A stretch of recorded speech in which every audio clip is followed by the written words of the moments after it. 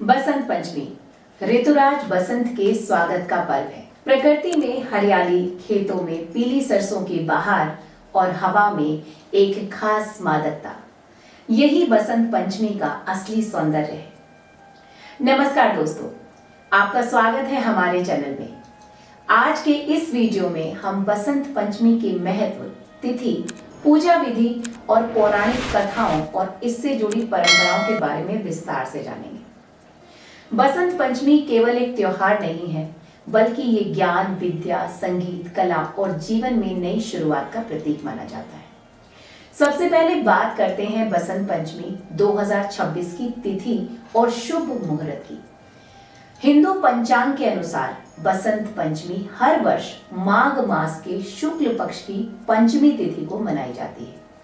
वर्ष 2026 में ये पर्व 23 जनवरी शुक्रवार को मनाया जाएगा।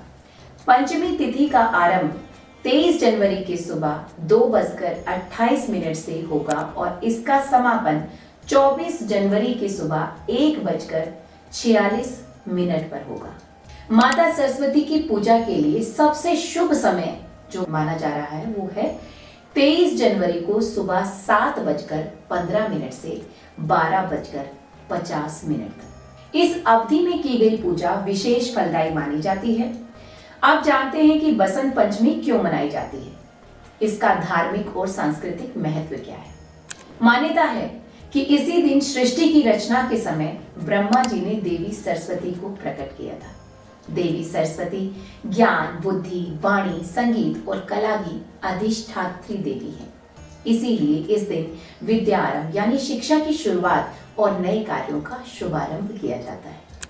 बसंत पंचमी से बसंत ऋतु का आरंभ भी माना जाता है, जब ठंड कम होने लगती है और प्रकृति नए रंगों में सज जाती है। ये पर्व नव चेतना, उल्लास और सकारात्मक ऊर्जा का प्रतीक है। एक पौराणिक कथा के अनुसार भगवान श्री कृष्ण ने देवी सरस्वती से प्रसन्न होकर उन्हें ये वरदान दिया था कि बसंत पंचमी के दिन उनकी विशेष पूजा की जाएगी। इसी कारण इस दिन सरस्वती पूजा का विशेष महत्व है। सिख धर्म में भी बसंत पंचमी का विशेष महत्व माना गया है, क्योंकि इसी दिन गुरु गोविंद सिंह जी के ज्येष्ठ पुत्र बाबा फतेह सिंह जी का जन्मोत्सव भी मनाया जाता है। कुछ क्षेत्रों में इस दिन प्रेम के देवता कामदेव और देवी रति की भी पूजा की जाती है, क्योंकि बसंत ऋतु को प्रेम और आनंद की ऋतु माना जाता है। अब बात करते हैं बसंत पंचमी की पूजा विधि और परंपराओं की। इस दिन पीले रंग का विशेष महत्व है। लोग पीले वस्त्र धारण करते हैं, पीले फूल चढ़ाते हैं और पीले रंग के व्यंजन जैसे केसरी हलवा, बूंदी के लड्डू और पीली खिचड़ी। पीला रंग ज्ञान, समृद्धि, ऊर्जा और सकारात्मकता का प्रतीक माना जाता है। पूजा के लिए सुबह स्नान करके पीले वस्त्र पहने, स्वच्छ स्थान पर सफेद या पीला कपड़ा बिछाकर देवी सरस्वती की मूर्ति या चित्र को स्थापित करें। पूजा स्थल पर पुस्तकें रखें, कलम, कॉपी और वाद्य यंत्र जैसे वीणा आप रख सकते हैं। सफेद या पीले फूल, अक्षत, रोली और चंदन से माता सरस्वती का पूजन करें। सफेद मिठाई, दही या मक्खन का भोग भी आप अर्पित कर सकते हैं। इस दिन ओम ऐं सरस्वती नमः इस मंत्र का जाप जरूर करें, या फिर आप इस मंत्र का भी जाप कर सकते हैं।